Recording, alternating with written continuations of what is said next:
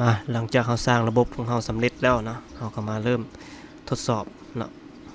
เพื่อแสดงผลงานอันสำเร็จของเราเนาะไป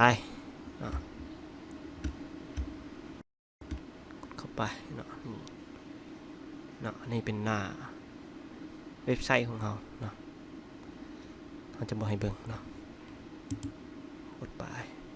ปุ๊บนี่มาหน้านี้เนาะเราจะมาทดสอบบอทของเราเนาะไปหน้าที่1เนาะใส่1หน้าที่1เนาะเริ่มทำงานเนาะ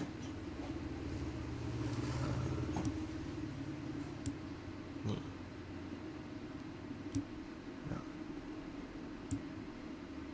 เริ่มทำงาน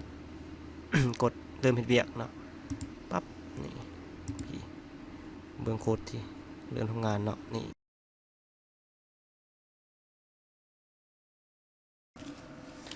เนาะหลังบ้านเฮาเนาะมันจะไป13 14นะ